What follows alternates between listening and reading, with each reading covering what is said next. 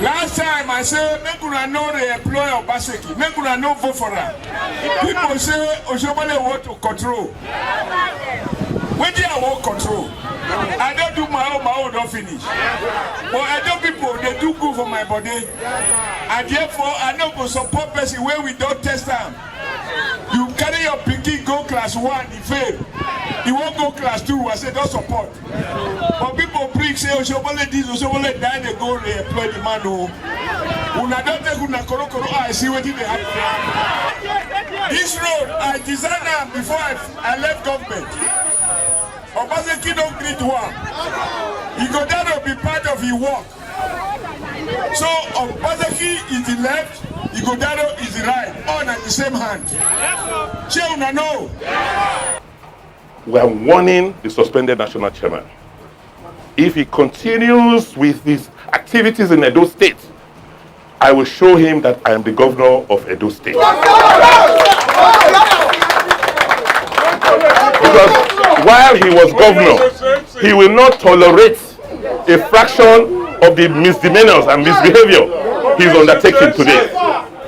So I have decided and declared that if Comrade Oshiomhole comes here to our state to say he wants to disrupt the activities of the state or the party, we will deal with him the way we know how best to.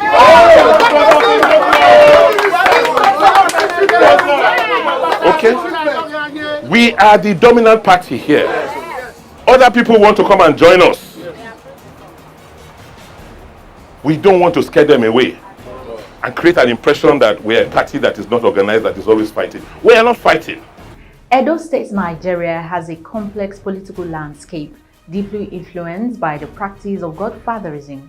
This phenomenon, where influential political figures exert control over the political process, has been epitomized by Adams Oshiomhole, a former governor and a one-time national chairman of the All Progressives Congress, APC. His political journey, marked by significant victories and dramatic conflicts, provides a detailed case study on the dynamics of godfatherism in Edo State. Hello and welcome to Unbiased with Enito.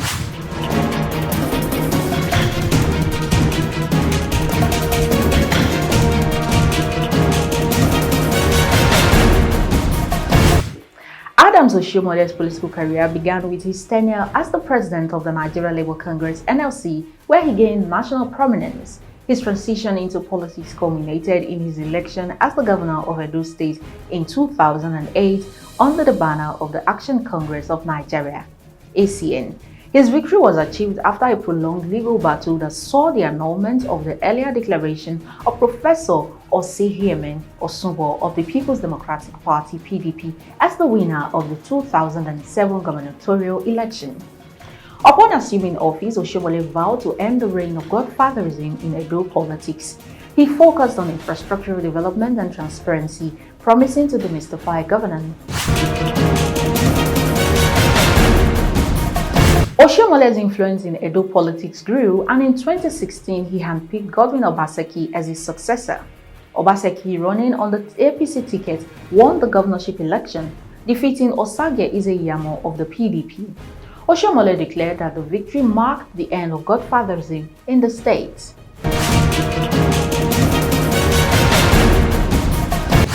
However, the relationship between Oshiomhole and Obaseki soured during Obaseki's first term. Tensions arose over control and dominance within the party and the state's governance. Oshiomole's attempt to exert influence was resisted by Obaseki, leading to a public bitter feud. Oshiomhole was accused of attempting to dominate the political landscape and use Obaseki as a pawn for his interests. Obaseki, on the other hand, was criticized for betraying his political mentor. The conflict escalated when Oshiomhole, as the APC national chairman, supported Osage Izeyamo against Obaseki in the 2020 gubernatorial election. Despite Oshiomole's efforts, Obaseki won re-election after defecting to the People's Democratic Party (PDP).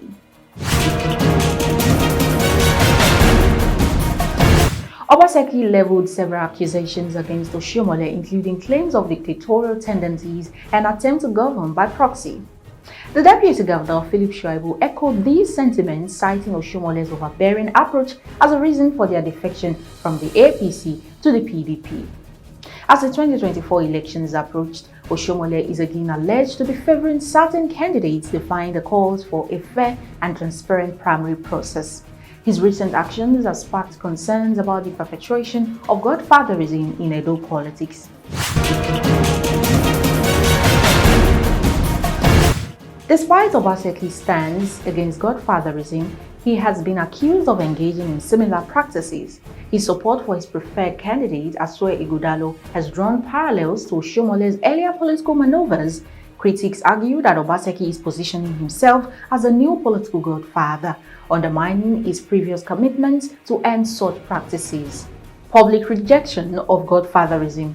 Oshiomole's overt attempts to control the political process were met with public resistance, diminishing his influence and credibility. Internal party conflicts. His heavy-handed approach created rifts within the APC, leading to a loss of support from key party members. Legal and political setbacks. The suspension as APC national chairman and subsequent court rulings weakened his political standing. Perceived betrayal. The fallout with Obaseki painted Oshiomhole as a power-hungry figure, eroding trust among his supporters. Failure to adapt. Oshiomole's inability to navigate the changing political landscape and address evolving public expectations contributed to his decline. If Obaseki continues down a similar path, he may face comparable challenges. Should Asue Ighodalo win the governorship seat with Obaseki's backing, Obaseki might also be labeled a political godfather, potentially undermining his legacy and leading to political isolation.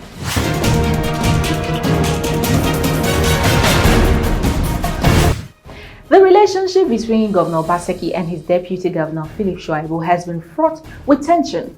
Shuaibu's impeachment and eventual removal are seen as a strategic move by Obaseki to consolidate power and eliminate political threats within his administration.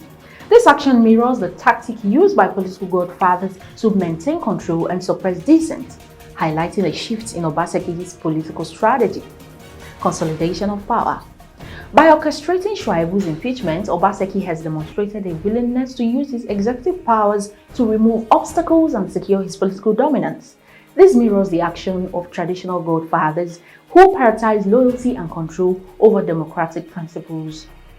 Political isolation of rivals. The removal of Shuaibu can be viewed as a tactic to politically isolate those who might challenge Obaseki's authority. By sidelining a significant political figure within his administration, Obaseki is reinforcing his position as an unchallenged leader of Edo state politics.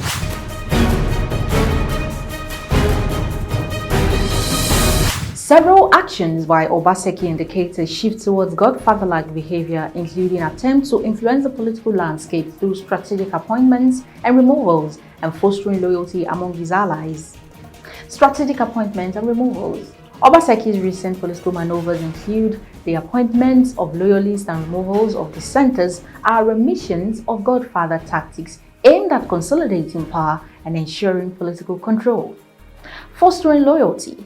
By rewarding loyalists and pushing the rivals, Obaseki is creating the political environment where loyalty is paramount, akin to the practices of traditional godfathers who maintain power through patronage networks. Implication for Edo state politics. Obaseki's actions have significant implications for the political landscape of Edo State. His transformation into a godfather figure could have both positive and negative consequences. One is stability versus democratic erosion. While consolidating power can lead to political stability, it often comes at the cost of democratic principles such as accountability, transparency, and inclusiveness. Obaseki's actions risk undermining these values, leading to a more authoritarian governance style. Public perception. Obaseki's evolving political behavior may affect public perception, potentially eroding trust among voters who supported him based on his initial anti-godfatherism stance. This shift could alienate segments of the electorate and diminish its political base. Future political dynamics. The consolidation of power by Obaseki could reshape future political dynamics in Edo State. It sets a precedent for future leaders, potentially normalizing the practice of political godfatherism and influencing the behavior of aspiring politicians. When I see a governor who has issues in Anambra between himself and his predecessor, also talking of godfatherism, I'm like, do these people know what we mean? I'm happy that As much as Obaseki has tried to destroy my legacy through negative propaganda and outright falsehood, using social media and using his hired writers, the truth is, what Edo people have seen that I did, they cannot wash it away. They can't wash it away. And I want Edo people to ask themselves, let them play back both the opening, the flag off of PDP campaign and their closing so-called mega rally campaign, and ask themselves, what special message did they give Edo people? The CP say, vote against godfatherism. They never say, and I never heard them say, oh, vote because in the first term, Obaseki constructed this road. In the first term, Obaseki built this number of schools. In the first term, Obaseki employed this number of teachers. In the first term, Obaseki employed this number of nurses. He employed this number of doctors. He gave credit to small-scale farmers. He gave credit to small-scale traders. He gave some kind of empowerment to youths. I didn't hear any of that. All we hear is, oh, this election between me and Oshiomhole. That is just a clear diversion. But my commitment to the people of Edo State remains unshaken. I have been favored by the people of this great state when they voted for me twice in the manner that they did. And when, because I supported Obaseki, many of them also voted for him. I have a duty. I am forever indebted to the people of this great state for that rare honor that have been given. And I will never support anything that I know will work well. Obaseki was a mistake. I don't hesitate to admit it, because the promise of continuity for the good of Edo State had been betrayed. That is the great betrayal. Nothing personal, and there cannot be anything personal. It's about our state. It's about our collective future. It's about our children. The Godfather acts outside of the Constitution, and he now controls people who are constitutional players. So if we allow that sort of situation to continue, it will be worse than military rule, where people who have nothing at stake, who have no checks and balance on them, can just arbitrarily decide that this is the way the Constitution should be interpreted or the constitutional players should operate. That's why that concept is. So whoever, if I become, or God forbid I become a godfather, I should be dealt with accordingly, because it is dangerous to the concept of democracy. In the case of godfathers in our politics, I have said in several fora that the whole concept of godfatherism is very dangerous to our democracy. And that's why when we came into the political fray in 2006, 2007, the mantra then was to make sure that we get rid of godfathers from our political life. And the reason is simple. You see, the godfather has no constitutional responsibility. The godfather acts outside of the Constitution, and he now controls people who are constitutional players. So if we allow that sort of situation to continue, it will be worse than military rule, where people who have nothing at stake, who have no checks and balance on them, can just arbitrarily decide that this is the way the Constitution should be interpreted or the constitutional players should operate. That's why that concept is. So whoever, if I become, or God forbid I become a godfather, I should be dealt with accordingly, because it is dangerous to the concept of democracy. In conclusion, the cycle of godfatherism in Edo State politics is a cautionary tale of power, influence, and the pitfalls of political dominance as the 2024 elections approach. The actions of both Adams Oshiomhole and Godwin Obaseki will significantly shape the political future of Edo State. For true democratic progress, a move away from godfatherism towards a more inclusive and transparent political process is essential. Thank you so much for watching Unbiased with Enito. I remain yours truly, Oluwatobi Enitan, saying bye for now.